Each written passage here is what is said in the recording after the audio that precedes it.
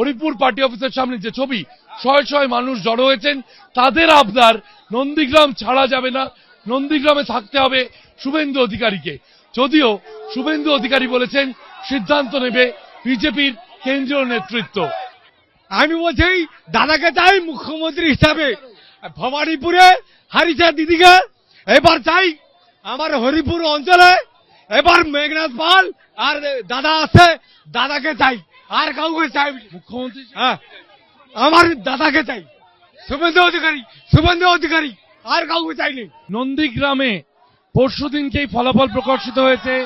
ভবানীপুর এবং নন্দীগ্রামে জয়ী হয়েছেন শুভেন্দু অধিকারী। এবং একদিকে যেমন নন্দীগ্রামে তিনি গতবারেও 2021-এও তিনি মমতা বন্দ্যোপাধ্যায়কে এই নন্দীগ্রামে পরাজিত করেছিলেন, এবারে তিনি নন্দীগ্রামে জয়ী হয়েছেন, ভবানীপুরে মমতা বন্দ্যোপাধ্যায়কে পরাজিত করেছেন। এবং তারপরই কিন্তু আজ দেখা যাচ্ছে একেবারে বুধবারে সকালে তিনি নন্দীগ্রামে এসে পৌঁছেছেন।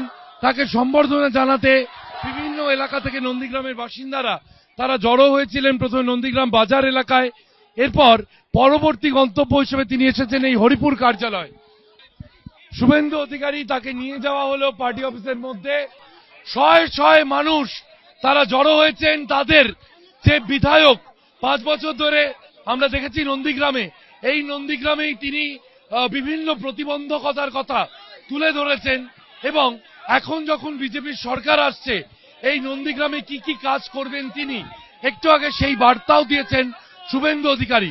তার বক্তব্য অনুযায়ী হলদিয়া থেকে ব্রিজ করা হবে নন্দীগ্রাম পর্যন্ত, নন্দীগ্রামের বিভিন্ন গ্রামীণ হাসপাতালকে উন্নত করা হবে।